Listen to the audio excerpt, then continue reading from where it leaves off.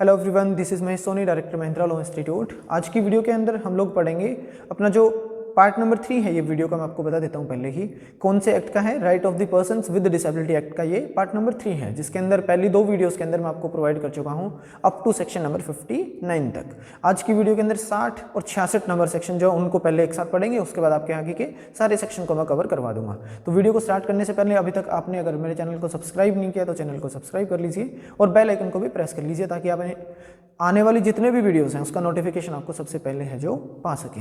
अब चलिए स्टार्ट करते हैं। देखिए सेक्शन नंबर 60 है आपका, चैप्टर नंबर 11 है। 11 जो चैप्टर है वो अपना डील करता है कि सेंट्रल और स्टेट का एक एडवाइजरी बोर्ड होगा।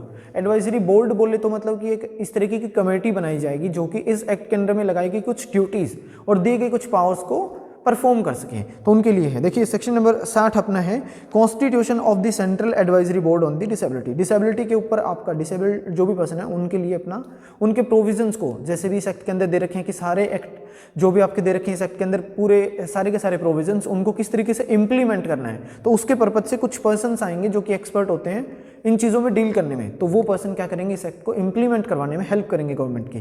तो सेंट्रल गवर्नमेंट की बात करें तो सेंट्रल गवर्नमेंट आपका 60 में दे रखा है, the central government shall by the notification constitute a body to be person. अब इसके अंदर आपका क्या होगा कि एक बॉडी ऑफ पर्सन्स होंगी, उनको सेंट्रल गवर्नमेंट क्या करती है, कॉन्स्टिट्यूट करती है एक बॉडी के तौर पे। मतलब कि बॉडी ऑफ पर्सन्स बहुत सारे पर्सन होंगे, उनको गठन कर देगी किसके तौर पे, सेंट्रल एडवाइजरी बोर्ड के तौर पे।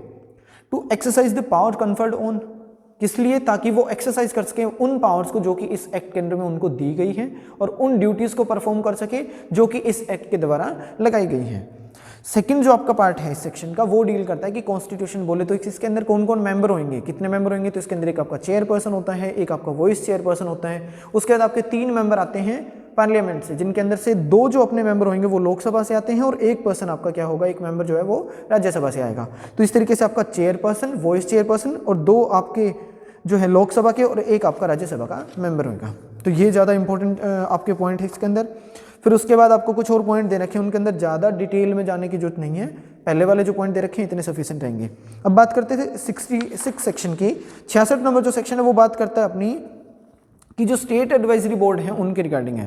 तो every state government shall by notification constitute a body to be person as the state advisory board on the disability in exercise the power conferred on or perform the function assign to it under this act. इस act के अंदर में जो भी आपके duties लगा रखे हैं उनको परफॉर्म करने के लिए जो पावर दे रखे हैं उनको एक्सरसाइज करने के पर्पज से आपकी बॉडी ऑफ पर्सन्स का गठन किया जाएगा, जिसको कि स्टेट एडवाइजरी बोर्ड बोलेंगे, और उसको गठन करने का काम आपकी स्टेट गवर्नमेंट करती है।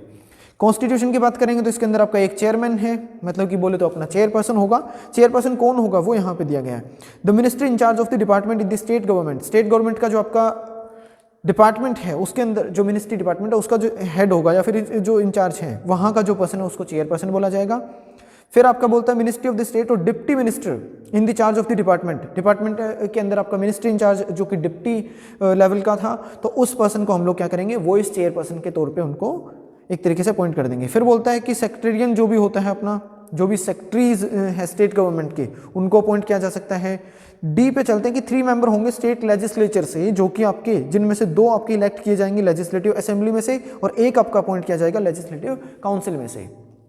तो इसके अंदर भी आपका एक चेयरपर्सन है, एक आपका वॉइस चेयरपर्सन है। उसके बाद आपके 3 मेंबर हैं स्टेट लेजिस्लेचर से, जहां से 2 आपके लेजिस्लेटिव असेंबली से हैं और एक आपका लेजिस्लेटिव काउंसिल से है। तो यही सेम आपके यहाँ पे मेंबर रहेंगे, तो इनको भी याद रखना है। फिर उसके बाद आपके कुछ और लिस्ट दे रखे हैं, 10 मेंबर रहेंगे, तो इनको ज़्यादा इंपॉर्टेंट नहीं है, आपको पढ़ने की जरूरत भी नहीं है। Come to the section 61। 61 आपका बात करता है terms and condition of the service of the member. अब 61 को पढ़ा जाएगा 67 के साथ। 61 आपका बात करता है terms and condition of the service of the member. अब मेंबर जो भी आए हैं उनकी सर्विस के लिए कितने टाइम के लिए अपॉइंट किए गए हैं उनकी बात कर रहे हैं, क्या क्या टर्म्स एंड कंडीशन होंगी। तो save as otherwise provided under this act a member of the central advisory board nominated under clause are of the subsection 2। Subsection 2 के क्लोज आर के अंदर जहां पे आपके दे रखे हैं member to be nominated by the central government. तो 5 member who are expert in the field of the disability and rehabilitation के अंदर जो रहते हैं वो, और 10 वो मेंबर जो कि practicably being the persons with disability, disabled person होने चाहिए, तो रिप्रेजेंट करेंगे वो एनजीओज वगैरह को, तो वो भी आपके डिसेबल्ड पर्सन की ऑर्गेनाइजेशन को रिप्रेजेंट करने वाले मेंबर होते हैं। तो उनकी बातों को ध्यान में रखते हुए क्या करेंगे, जो भी अदर पर्सन है shall be hold office for a term 3 year from the date of the nomination. Nomination भरने के बाद अगले 3 साल तक उनको क्या है कि अपॉइंट किया जाता है। टेन्योर 3 ईयर का generally. Provided that such a member shall notwithstanding the expiration of his term continue to hold the office until the successor enter in his office. अगर उनका टाइम पीरियड जो टेन्योर के लिए appoint किया गया था वो कंप्लीट हो चुका है और उसका सक्सेसर बोले तो कि मतलब उसकी जगह पे जो दूसरा पर्सन आना चाहिए था वो अभी तक नहीं आया, तो उस केस में क्या होगा कि जो पुराने वाले मेंबर हैं वो ही अपने उस ऑफिस को होल्ड करके है जो रखते हैं। थर्ड बात करते हैं, the central government may if it think fit remove any member nominated under clause are of the subsection 2 of the section 60 before the expiration of the term of the office after giving him an reasonable opportunity of showing cause against the same. अब अगर किसी government को इस तरीके का कोई भी कारण लगता हो कि जिस बेस पे उसको रिमूव किया जाना चाहिए, तो उस केस के अंदर उसके टेन्योर को कंप्लीट होने से पहले भी उसको रिमूव है जो करा जा सकता है। थर्ड क्लोज आपका इसके बारे में बात करते हैं कि एट एनी टाइम रिजाइन दे सकता है वो अपना राइटिंग में क्या करेगा, अपना क्या करता है कि सेंट्रल गवर्नमेंट को क्या करता है अपना उठा के वो रिजाइनेशन जो आपका लेटर है वो लिख देगा, तो वो रहता है और उसके बाद जो होगी उसकी सीट जो है वो वैकेंट हो जाती है। फोर्थ बोलता है कैजुअल वैकेंसी जो भी होगी उसको फ्रेश नॉमिनेशन के थ्रू ही भरा जाएगा और जो भी आपके fill the vacancy shall hold the office only for the reminder of the term. मतलब कि कोई ऐसा पर्सन था जो कि अपॉइंट करने के 1 साल के बाद उसको रिमूवल कर दिया गया, मतलब एक पर्सन को यहाँ पे अपॉइंट किया गया उसके बाद 1 साल के बाद उसको रिमूव कर दिया, तो इसका जो टोटल टाइम पीरियड था उसका 3 ईयर हुआ करता। तो अब जो 2 साल के लिए ही नया मेंबर आपका अपॉइंट किया जाएगा, मतलब जो भी नया मेंबर आएगा इसके प्लेस पे उस पर्सन को रिमेनिंग पीरियड के लिए ही आपका उसके अंदर रखा जाएगा। तो ये बात करता है। उसके बाद आपका लिखा है कि जो मेंबर नॉमिनेटेड करे गए होते हैं अपने सेक्शन 2 के आर के थर्ड और आपके फर्स्ट के अंदर, तो उन केस के अंदर आपका क्या होगा, इन केसेस के अंदर shall be eligible for the renomination. Renomination के लिए भी वो मेंबर आपके एलिजिबल होंगे। और लास्ट बोलते हैं the member nominated under clause 1 और सब क्लोज 1 और sub clause 2 of the clause are of subsection 2 of section 60 shall receive such allowances as may be prescribe by the central government. कि उनको क्या क्या तनख्वाह वगैरह मिलती है तो वो सेंट्रल गवर्नमेंट बताएगी कि कितनी उनको तनख्वाह है जो मिलनी चाहिए। अब 67 क्या बात करता है स्टेट गवर्नमेंट के लिए, वो इसलिए आपका सेम का सेम दे रखा है, 3 साल के लिए अपॉइंट करे जाएंगे, उनको रिमूवल किया जा सकता है। स्टेट गवर्नमेंट उनकी तनख्वाह के बारे में बताएगा, कैजुअल वैकेंसी को फ्रेश नॉमिनेशन के थ्रू है जो फिल्ड करा जाएगा। Come to section 62, 62 is to be read with 68, 62, 68 same चल रहे हैं देखो एक हायरार्की में। 62 आपका बात करता है कि डिस्क्वालिफिकेशन क्या होंगी।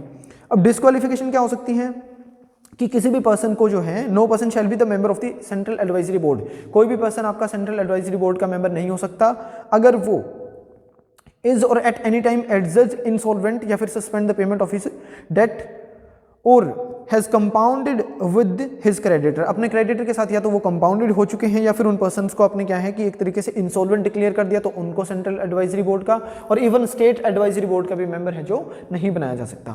फिर बोलता है कि जिसको कन्विक्ट किया गया हो किसी ऑफेंस के लिए तो दोनों के अंदर वो आपकी डिस्क्वालिफिकेशन हो जाएगी, या फिर उस पर्सन को किसी तरीके से कन्विक्शन मिली है किसी भी ऑफेंस के लिए और किसी और अंडर किसी एनी अदर एक्ट के अंडर में तो भी वो आपके डिस्क्वालिफाइड होंगे, या फिर वो अब्यूज करता है अपनी पोजीशन का, मतलब अपनी कुर्सी का गलत इस्तेमाल करेगा तो भी उसको रिमूव किया जा सकता है। फिर बोलता है कि no order of removal shall be made. अब ये बोलता है कि सेंट्रल गवर्नमेंट या फिर 68 के अंदर आपके स्टेट गवर्नमेंट के द्वारा किसी भी तरीके का रिमूवल का ऑर्डर पास नहीं किया जाएगा जब तक कि उसको रीजनेबल अपॉर्चुनिटी ना दी जाए कि आप कारण बताओ जी आपको हम लोग क्यों रिमूव ना करें, तो उसके लिए कारण बिना दिए, मतलब कि ओडी अल्टरम पार्टम जैसे होता है, तो जब तक दूसरे पक्ष की सुनवाई नहीं करी जाएगी तब तक सेंट्रल और स्टेट गवर्नमेंट उनको रिमूव नहीं कर सकती है। नेक्स्ट आपका बोलता है not with anything contained in subsection 1 और subsection 5 of the section 61 A member who has been removed under this section shall not be eligible for the renomination as a member। चाहे आपके ऊपर वाले सेक्शन के अंदर कुछ भी दे रखा जिसके अंदर था ना कि रीनोमिनेशन के लिए एलिजिबल होते हैं उनके रिगार्डिंग कुछ भी दे रखा हो, लेकिन अगर इस सेक्शन के अंदर उनको रिमूव कर दिया जाता हो तो उनको रीनोमिनेट करने के लिए अलाउड नहीं किया जाएगा, वो एलिजिबिलिटी उनकी खत्म हो जाएगी। तो यही चीज़ आपकी सेक्शन नंबर 68 के अंदर दे रखी है as it is state government के लिए, तो एक बार जाके देख लेना। 63, 69 के साथ अब ये क्या बात कर रहा है, vacations of the seat by the member if the member of the central, और उसकी बात करेंगे तो स्टेट आपके advisory board become subject to any of the disqualification specified in 62 और 68 के अंदर एक तरीके से दिए गए डिस्क्वालिफिकेशन की वजह से अगर किसी की सीट खाली हो जाती है तो शेल क्या रहेगा, his seat shall become vacant, तो उसको माना जाएगा कि उसकी सीटें जो खाली हैं और उसको भरेंगे कैसे, फ्रेश रीनोमिनेशन के थ्रू, मतलब कि फ्रेश नॉमिनेशन करेंगे जैसा कि अपने 61 के 4th क्लोज में पढ़ा था उस तरीके से इनका दोबारा से यहाँ पर रिनोमिनेशन करा जा सकता है, नए मेंबर का नॉमिनेशन करा जाएगा। 64 आपका बात करता है 70 के साथ पढ़ेंगे तो 64 बोलते हैं meeting of the central advisory board on the disability. अब इनकी मीटिंग जो करवानी है तो एटलीस्ट आपकी वंस इन 6 मंथ, 6 महीने के अंदर एक बार आपकी मीटिंग है जो होनी ही होनी चाहिए। अब 70 नंबर सेक्शन क्या बात करता है, 70 आपका बात करता है मीटिंग स्टेट बोर्ड के अंदर भी, उसके अंदर भी आपके 6 महीने का टाइम पीरियड दिया गया है। तो सेम है कि 6 महीने के अंदर वंस आपको मिलना ही मिलना पड़ता है, मतलब कि मीटिंग करनी पड़ेगी।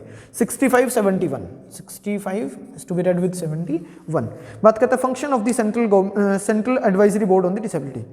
Subject to the provision of this act, the Central Advisory Board on the Disability shall be the national level consultative and advisory body on the disability matter। disability से रिलेटेड जो भी मैटर है उस पे central level पे जो central advisory board है वो आपका सेंट्रल लेवल पे क्या होगा, नेशनल लेवल का माना जाएगा। मतलब कि अगर सेंट्रल गवर्नमेंट की बात करते हैं जहाँ पे जिनका जो अपॉइंटमेंट सेंट्रल गवर्नमेंट करती है, बोले तो अपना एक सेंट्रल एडवाइजरी बोर्ड है वो डिसेबिलिटी पे एक नेशनल लेवल का रहेगा, तो नेशनल लेवल कंसल्टेटिव माना जाएगा और एक एडवाइजरी बॉडी होगी डिसेबिलिटी के मैटर के ऊपर। And shall facilitate the continuous evolution of the comprehensive policy for the environment of empowerment of the persons with disability and full enjoyment of the right. वो इस तरीके की आपके सारी की सारी चीज़ें आपकी फैसिलिटेट करते रहेंगे, वो सारे के सारे आपके सारी चीज़ों को कंटिन्यूसली इवेल्युएशन करते रहेंगे ताकि कि कॉम्प्रिहेंसिव पॉलिसी तैयार कर सके फॉर द पर्पज ऑफ कि जो डिसेबल्ड पर्सन है उनके राइट को एक तरीके से हनन ना हो और उनको प्रॉपर फैसिलिटी है जो प्रोवाइड करवाई जा सके। सेम चीज़ आपकी 71 में दी गई है। 71 के अंदर आपकी स्टेट लेवल पे होगी एक कंसल्टेटिव और एडवाइजरी बॉडी बनी जाएगी। सेम चीज़ है, कोई फर्क इसके अंदर नहीं है आपका। उसके बाद आपका सेकंड क्लोज बात करता है 65 के अंदर की in particular without prejudice to the generality of the foregoing provision. पीछे वाले जो प्रोविजन दिए गए हैं उनके साथ किसी तरीके से इफेक्ट उनको ना करते हुए द सेंट्रल गवर्नमेंट या central advisory board on the disability shall perform the following function also. ये भी फंक्शन आपके करेगी। साथ में क्या करती है कि एडवाइस देगा वो सेंट्रल गवर्नमेंट को और स्टेट गवर्नमेंट को कि पॉलिसी बनाइए, प्रोग्राम बनाइए, लेजिस्लेशन कोई पास करना है या कोई प्रोजेक्ट बनाना हो डिसेबिलिटी के रिगार्डिंग, तो उनके रिगार्डिंग आपकी क्या रहेगी, एडवाइस देने का काम। दूसरा बोलता है नेशनल पॉलिसी के रिगार्डिंग आपकी डेवलपमेंट करता है, develop a national policy to address the issues concerning the person with disability. जो भी डिसेबल्ड पर्सन है उनको कंसर्न करते हुए अगर किसी तरीके के कोई इश्यूज हैं उनके ऊपर अपना क्या होगा, एक नेशनल लेवल की पॉलिसी बनाने के लिए एडवाइस देगा, वो उनको डेवलपमेंट करने में उनकी हेल्प करेगा। फिर जो भी अदर डिपार्टमेंट आपके गवर्नमेंट के हैं या फिर आपके अदर जो गवर्नमेंटल या फिर नॉन गवर्नमेंटल एनजीओज वगैरह हैं उनकी एक्टिविटीज़ हैं उनके साथ कोऑर्डिनेट करेगा और उनको अपनी क्या करना है, रिव्यू करनी है। फिर आपका बोलता है कि जो भी पर्सन आपके डिसेबल्ड हैं उनके रिगार्डिंग आपका क्या करता है, take up the cause of the person with disability with the concerned authority and the international organization with the view to provide the scheme or project for the person with disability in the national plan। National plan के अंदर कोई भी आपका project लेके आना हो या फिर आपकी कोई भी स्कीम लेके आनी हो तो उनकी रिगार्डिंग भी आपकी क्या होगी कि उनकी बातों को भी ध्यान में रखा जाएगा और इंटरनेशनल ऑर्गेनाइजेशन के साथ इनको डिस्कस है जो करा जाएगा। फिर बोलता है कि किस तरीके से उनको एसेसिबिलिटी करी जा सकती है, रीजनेबल एकोमोडेशन दिया जा सकता है, उनके साथ नॉन डिस्क्रिमिनेशन कैसे हो, या फिर इस तरीके की उनको इन्फॉर्मेशन सर्विस जो है या फिर उनके लिए इन्वायरमेंट जो है वो बिल्ड कैसे होगा या फिर उनके पार्टिसिपेशन सोशल लाइफ के अंदर कैसे हो सकते हैं, इन सब चीज़ों के रिगार्डिंग कैसे स्टेप उठाने जाने चाहिए वो रिकमेंड करेगा। और मॉनिटर करता है, इवेल्युएट करता है इम्पैक्ट ऑफ द लॉज कि अदर लॉ बन रखे हैं उनका क्या इफेक्ट रहा है, उसको इवेल्युएट करना, उनको मॉनिटर करना, उनके ऊपर ध्यान रखना है। ये सारी की सारी चीज़ें आपकी करनी पड़ेंगी या फिर आपके अदर एक्ट हो सकते हैं जो भी सेंट्रल गवर्नमेंट आपको बताएगी, वो सारे काम हैं जो करने पड़ेंगे। यही 71 के अंदर आपकी दे रखी है कि वो स्टेट गवर्नमेंट को अपना क्या करना है कि एक तरीके से एडवाइस देनी है और वो सारे काम जो कि हमने सेंट्रल लेवल पे पढ़े स्टेट लेवल पे भी वही काम है। 66 पढ़ चुके हैं 60 के साथ, 67 61 के साथ, 68 62 के साथ, 69 63 के साथ, 70 64 71 आपका 65। चलिए जी, अब बात आती है 70 अपने 2 सेक्शन की। सेक्शन 72 आपका बात करता है डिस्ट्रिक्ट लेवल की कमेटी बनाई जाएगी डिसेबिलिटीज़ के ऊपर। तो the state government shall constitute a district level committee on the disability to perform such function as may be prescribe by it. जैसे भी स्टेट गवर्नमेंट ने फंक्शन जो आपके बता रखे उन्हीं फंक्शन को परफॉर्म करने के लिए डिस्ट्रिक्ट लेवल पे एक आपकी कमेटी बनाई जाएगी। फिर बोलता है कि vacancies not to invalidate the proceeding. अगर किसी तरीके की प्रोसीडिंग आपने चला ली थी लेकिन वहाँ पे किसी की एक बंदे की सीट खाली थी और उसके बावजूद भी आपने क्या है कि प्रोसीडिंग चला ली, तो वो पूरी प्रोसीडिंग आपकी विशिएट है जो नहीं होगी, वॉइड नहीं होगी। No act or proceeding of the central advisory board or state advisory board on disability or a district level committee, district level committee ने या फिर आपके सेंट्रल एडवाइजरी बोर्ड ने या फिर स्टेट एडवाइजरी बोर्ड ने किसी तरीके का कोई भी काम कर दिया, shall be called in question भी उनकी प्रोसीडिंग और एक्ट के ऊपर आपका क्वेश्चन नहीं उठाया जाएगा, मियरली ऑफ दी, इस वजह से खाली इस ग्राउंड के ऊपर कि the existence of any vacancy or is any defect of the constitution of such board or committee as the case में भी। चाहे वहां पे आपने गलत किसी पर्सन को आपने अपॉइंट कर लिया था, उसके बाद आपने कोई एक्ट कर दिया और प्रोसीडिंग चला दी, तो पूरी प्रोसीडिंग सिर्फ इस ग्राउंड के ऊपर कि आपने डिफेक्ट था उनके अपॉइंटमेंट में या फिर वहां पे सीट वैकेंट थी तो आपने ये एक्ट कैसे कर दिया, प्रोसीडिंग कैसे चला दी, तो पूरी प्रोसीडिंग को जो है विशेट या फिर वॉइड नहीं करा जाएगा। ये आपका चैप्टर कंप्लीट हो जाता है यहाँ पे। 70 सेक्शन नंबर 74, 23, 74 और 79 इनका बताया था मैंने आपको पहले कि अपॉइंटमेंट करी जाती है चीफ कमिश्नर की और कमिश्नर की, तो ये भी हम लोग पहले है जो पढ़ चुके हैं। एक बार फिर भी बता देता हूं 74 के अंदर कि चीफ कमिश्नर होगा और एक आपका कमिश्नर होगा। तो चीफ कमिश्नर आपका अपॉइंटमेंट जब करते हैं, 23 आपकी ग्रीवेंसेस ऑफिसर की बात करता था, जहां पे कंप्लेंट जाती थी वो आगे फॉरवर्ड करता था। The central government may by notification appoint chief commissioner for the person with disability refer to for the purpose of this act. मतलब कि इस एक्ट के इस फंक्शंस के पर्पज से एक चीफ आपका क्या होगा, एक चीफ कमिश्नर है जो अपॉइंट करती है सेंट्रल गवर्नमेंट। फिर सेंट्रल गवर्नमेंट आपकी क्या करती है, 2 कमिश्नर अपॉइंट करती है जो कि उस चीफ कमिश्नर को असिस्ट करते हैं, मतलब उनकी हेल्प करते हैं। फिर आप person shall not be qualified for the appointment as a chief commissioner और कमिश्नर, कोई भी ऐसा पर्सन जो कि कमिश्नर या फिर चीफ कमिश्नर बनने के लिए क्वालिफाइड नहीं माना जाएगा अनलेस जब तक कि उसको प्रैक्टिकल एक्सपीरियंस नहीं है और स्पेशल नॉलेज ना हो इस तरीके के काम करने में। उनकी जो सैलरी और अलाउंसेस होंगे वो भी आपके सेंट्रल गवर्नमेंट बताती है कि किस तरह से दिया जाएगा। उनके नेचर कैसे, ऑफिस किस तरीके का होगा, ऑफिस में कैसा काम करना है, कितने टाइम के लिए काम करना है, ये सारी चीज़ें आपकी क्या होंगी कि आपको बताने पड़ते हैं। 5th बोलते हैं सेंट्रल गवर्नमेंट शैल डिटरमाइन, सेंट्रल गवर्नमेंट उनका डिटरमाइन करती है कि किस नेचर का आपका ऑफिस होगा, किस तरीके का आपको काम है जो करना है। 6 बोलता है the officer and the employ provided to the chief commissioner shall discharge their function under the general superintendence control of the chief commissioner. Chief commissioner जिस तरीके से बताएगा उन्हीं के कंट्रोल के अंडर में जो कमिश्नर होंगे वो काम करेंगे, तो वो सारा 6 में है। 7 बोलता है सैलरी और जो अलाउंसेस उनको दी जाएंगी वो सारी की सारी आपके किस के द्वारा दी जाएंगी, सेंट्रल गवर्नमेंट देगा। 8 आपका बोलता है not more than 11 number of member, तो उनके रिगार्डिंग बात करता है chief commissioner shall assisted by the advisory committee. जो चीफ कमिश्नर है उसको एक एडवाइजरी कमेटी होगी, वो उनको हेल्प करती है और उस एडवाइजरी कमेटी के अंदर आपके not more than 11 member drawn from the expert from the different disabilities, अलग अलग डिसेबिलिटीज में से कुछ एक्सपर्ट बंदे बुलाने पड़ेंगे जो कि 11 से ज़्यादा नहीं होने चाहिए, उनकी एक कमेटी बनाएंगे और वो चीफ कमिश्नर को क्या है, हेल्प करती है। अब 79 देख लो। 79 की अगर बात करेंगे तो स्टेट लेवल पे आ जाएगा। स्टेट लेवल पे आपका क्या होगा कि एक आपका स्टेट कमिश्नर अपॉइंट करा जाएगा, उसके अंदर भी आपका क्या होगा कि क्वालिफाइड नहीं मानेंगे जब तक उसको नॉलेज ना हो, प्रैक्टिकल एक्सपीरियंस ना हो। सैलरी अलाउंसेस वगैरह स्टेट गवर्नमेंट बताती है। स्टेट गवर्नमेंट ये भी बताएगी कि किस तरीके का नेचर का काम करना है, किस तरीके का उसका ऑफिस जो है उसकी कैटेगरी रहेगी। कंट्रोल जो स्टेट कमिश्नर है वो आपके काम करते हैं, जो भी ऑफिसर होंगे, एम्प्लॉय होंगे जो कि दिए गए हैं उस स्टेट कमिश्नर को, तो स्टेट कमिश्नर के अंडर के कंट्रोल के अंदर ही वो काम करेंगे। फिर आपके बात करी गई है इसके अंदर अपनी 7th क्लॉज में 5 मेंबर की बात करी गई कि एक एडवाइजरी बॉडी बनाई जाएगी, एक एडवाइजरी कमेटी बनेगी जिसके अंदर 5 से ज़्यादा मेंबर नहीं होंगे जो कि स्टेट कमिश्नर को असिस्ट करते हैं। तो ये सेक्शन आपका 79 हो जाता है। तो 74 हो गया अपना। 75 पे आते हैं। 75 को पढ़ा जाएगा सेक्शन 80 के साथ। 75 is to be read with section 80। दोनों में फंक्शन की बात करी गई है। Function of the chief commissioner है और 80 में जाके देखो एक बार। 80 आपका बात करता है अपना function of the state commissioner है, तो सेम रहेंगे। देखते क्या है, आइडेंटिफाई करता है वो किस चीज़ को कि किस तरीके की पॉलिसी बननी चाहिए, उसके अंदर क्या प्रोविजंस बना रखे हैं, क्या पॉलिसी है, क्या आपके प्रोग्राम है, प्रोसीजर कैसे चल रहा है, क्या वो एक्ट के साथ इनकंसिस्टेंट है या फिर कंसिस्टेंट चल रहे हैं, या वो रिकमेंड करता है कि किस तरीके की करेक्टिव स्टेप आपके उठाए जाने चाहिए, तो ये काम करता है। दूसरा आदमी क्या करेगा, शूमोटो, या फिर उसको इंक्वायरी करने के लिए जब ऑर्डर दिया जाएगा तो वो इंक्वायरी करेगा। फिर बोलता है रिव्यू करता है कि इस एक्ट के द्वारा जो भी सेफ गार्ड्स दिए गए हैं उनको रिव्यू करेगा कि किस तरीके से ये सेफ गार्ड आपके काम कर रहे हैं, कैसे नहीं कर रहे हैं, या फिर आपके जो भी पर्सन आपके विद डिसेबिलिटी हैं उनको एक रेमेडियल मेजर कैसे मिलना चाहिए उसके लिए आपकी अप्रोप्रिएट स्टेप उठाएगा, उनको रिकमेंडेशन देगा, या फिर उनके राइट को कैसे वो पर्सन अपने एंजॉयमेंट कर सकते हैं, तो उनके लिए आपके क्या होंगे, उनके फैक्टर को रिव्यू करता है। फिर study the treaties and other international instrument on the right of the person with disability and make the recommendation of their effective implementation. International instrument की स्टडी करेगा और वो बताएगा कि किस तरीके से उनको इंप्लीमेंट है जो किया जा सकता है। फिर प्रोमोट करता है या फिर अंडरटेक करेगा, रिसर्च करेगा कि जो डिसेबल्ड पर्सन उनके राइट के ऊपर किस तरीके को और राइट ऐड किए जाने चाहिए, उनमें से कर्टेल करने चाहिए, तो उसके ऊपर एक रिसर्च करेगा। फिर इंप्लीमेंटेशन, इस एक्ट के जो भी प्रोविजन हैं उनको इंप्लीमेंट करने को लेके वो उनको क्या करेगा, एक तो प्रमोशन चलाएगा, मतलब एक तरीके से वो जैसे बोलते हैं ना कि न्यूज़पेपर में चलवाना या फिर अपना न्यूज़ में लेके आना, अवेयरनेस के प्रोग्राम चलाना वो करेगा, और मॉनिटर भी करेगा कि किस तरीके से ये एक्ट लागू हो रहे हैं, इसके प्रोविजन लागू हो भी रहे हैं या फिर नहीं हो रहे हैं, तो इन चीज़ों को देखेगा।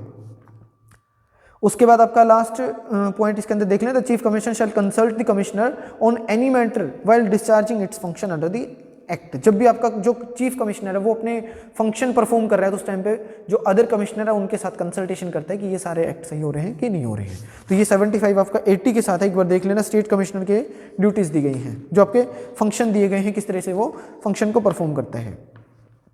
76 पे आते हैं। 76 आपका 81 के साथ, 75 76, अब ये 76 आपका 81 के साथ है। Action of the appropriate authority on the recommendation of the chief commissioner. जब भी चीफ कमिश्नर आपका रिकमेंडेशन देगा तो उस अथॉरिटी के ऊपर जो भी अप्रोप्रिएट अथॉरिटी होगी वो आपका एक्शन लेगी। तो कितने टाइम के अंदर होगा?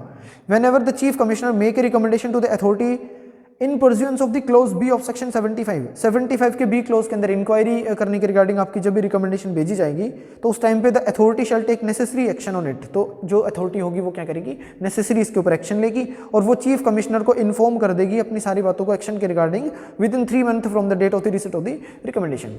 जैसे उसको रिकमेंडेशन मिली थी चीफ कमिश्नर की, उसके बाद अगले 3 महीने के अंदर अपने वो काम को कंप्लीट करेगी, उसके बाद वो इंक्वायरी करके रिपोर्ट बैक कर देगी, तो इसके रिगार्डिंग आपकी इन्फॉर्मेशन भेजी जाएगी। 76 को 81 के साथ पढ़ने हैं। तो 81 आपका बात कर रहा है कि स्टेट गवर्नमेंट वाले के अंदर आपकी दे रखी होगी स्टेट कमिश्नर की, तो उसके रिगार्डिंग आपका 3 महीने का टाइम अगेन देगा। 3 महीने के अंदर ही वो दोबारा से रिकमेंडेशन है जो भेज देगा। 77 आपका पढ़ा जाएगा 82 के साथ, 77 और 82। अब ये क्या चीज़ है? Power of the chief commissioner. 75 में क्या था?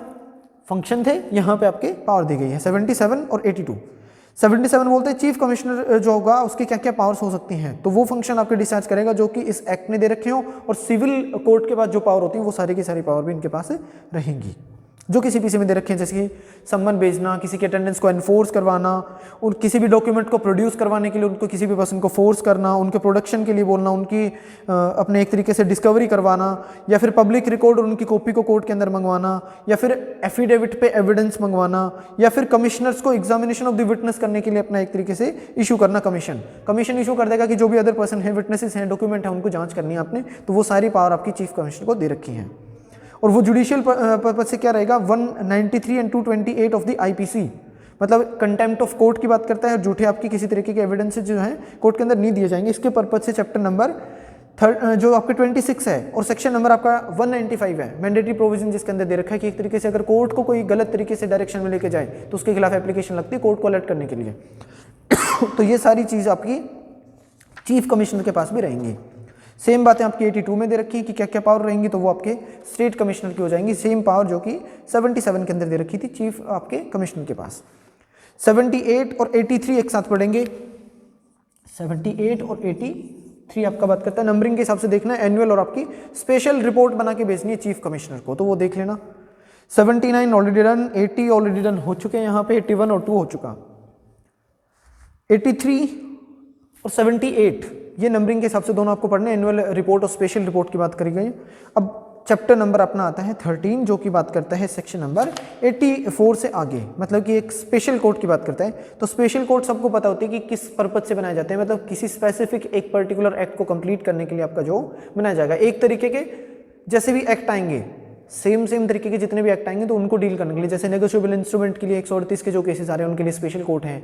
चिल्ड्रन को अगर डील करवाना है तो उसके लिए स्पेशल कोर्ट आपकी बनाई जाती है। तो इस तरीके की बात करेंगे। स्पेशल कोर्ट आपका पोक्सो के अंदर 2 का ई और साथ में 28 सेक्शन के अंदर आपका दिया गया है। तो यहाँ पे कौन होगा? बोलता है for the purpose of providing speedy trial provide करवाने के पर्पज से the state government with the concurrence of the chief justice of the high court के चीफ जस्टिस के साथ स्टेट गवर्नमेंट आपकी कंसल्टेशन करेगी और नोटिफिकेशन के अंदर specify for each district a court of session to be the session special court to try the offences under this act. इस act के अंदर में आने वाले सारे ऑफेंसेस को ट्राई करने के लिए कोर्ट ऑफ सेशन को स्पेशल कोर्ट बना सकती है स्टेट गवर्नमेंट और with consultation of the chief justice of that high court.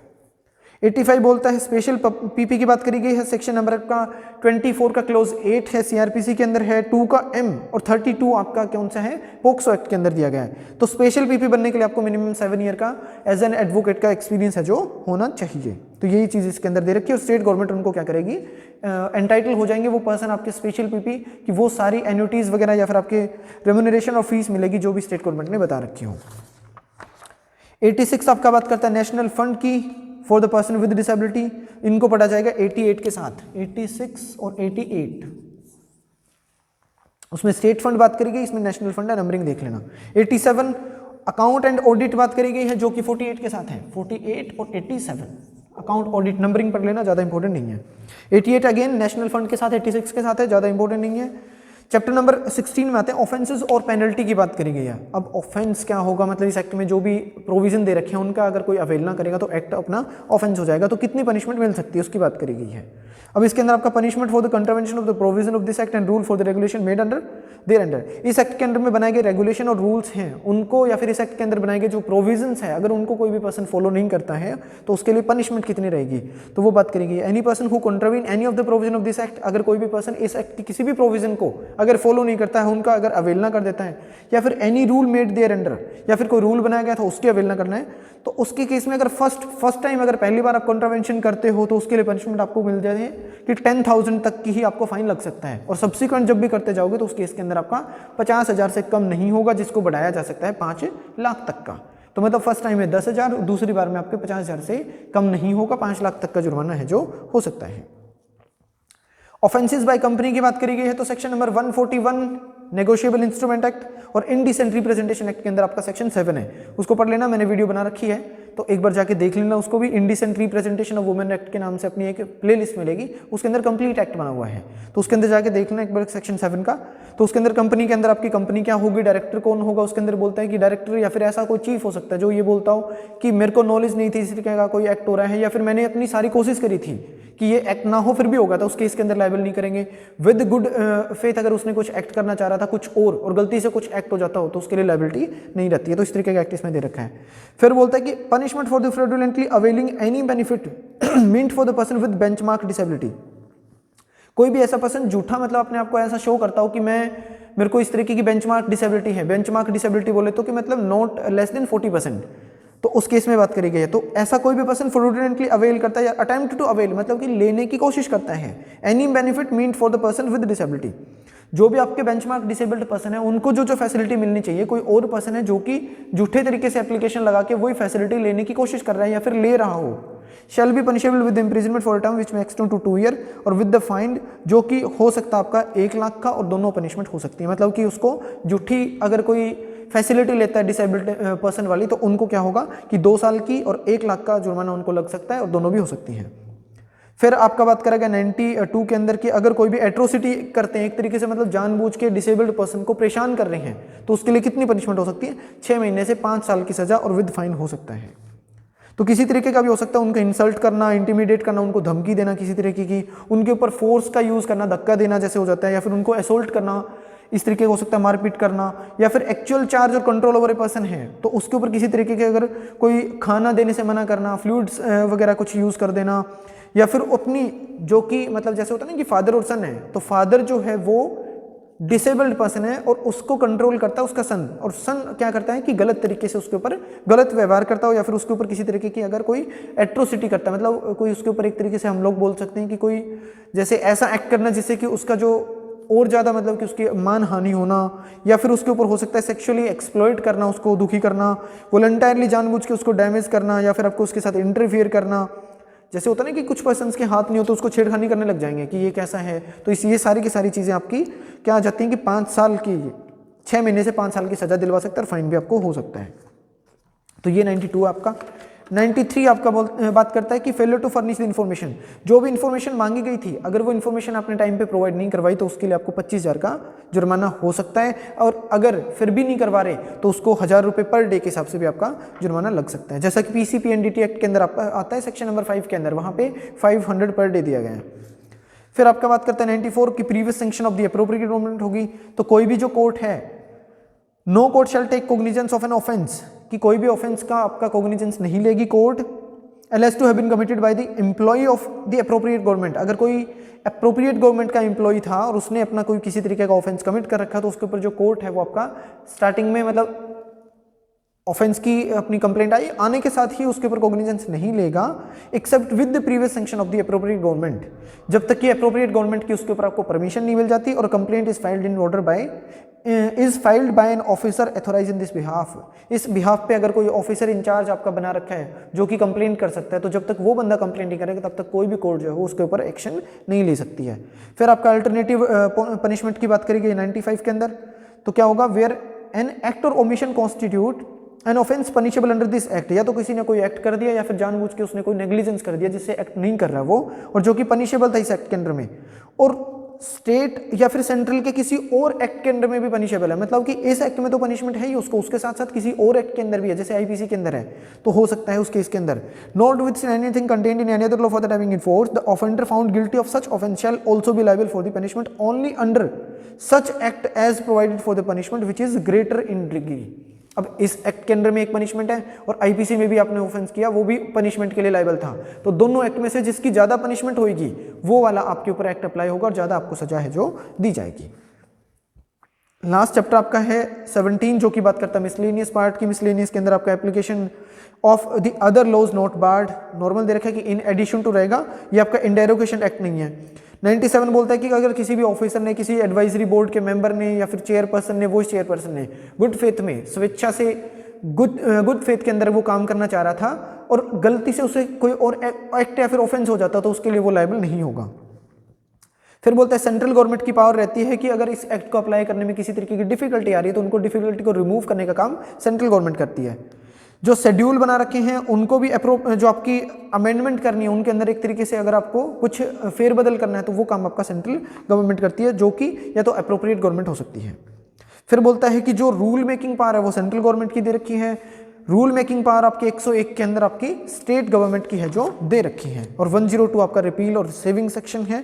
तो ये आपका यहाँ पे एक्ट जो है वो कंप्लीट हो जाता है। 3 वीडियो के अंदर मैंने आज ट्राई किया था आज वाली के अंदर कि मैं इसको कंप्लीट करवा दूं, तो भला हो इन सेक्शंस का जिन्होंने साथ दिया, एक के साथ एक फ्री, तो ये आपका क्या हो जाता है एक तरीके से सही हो जाता है। जब एक के साथ एक फ्री मिल रहा है तो भैया सेम चीज़ एक साथ आपको पढ़ लेनी चाहिए। तो सेक्शन हमने साथ में करके इसको ट्राई करके कंप्लीट है जो कर दिया। अब आपके लिए मैं एक ड्यूटी लगा रहा हूँ, मेरे को कमेंट करके इसी वीडियो के अंदर आपने बताना है, क्योंकि कुछ बच्चों के कमेंट मेरे पास आ रहे हैं कि जो नेक्स्ट अपना एक्ट है वो या तो एक जो माइनर एक्ट बचा हुआ अपना है या तो उसको पूरा करवाया जाए, पीसीपीएनडीटी एक्ट है, या फिर मैं ज्यूरिस्प्रूडेंस को स्टार्ट करूं या फिर अपना टीपीए को स्टार्ट करें। तो एक बार कमेंट मेरे को करके जरूर बता देना, या फिर इंस्टाग्राम पे मेरे को मैसेज कर सकते हो। तो आईडी का जो लिंक है वो भी मैं इसी वीडियो के डिस्क्रिप्शन बॉक्स के अंदर आपको प्रोवाइड है जो करवा दूंगा। तो thank you so much for watching this video.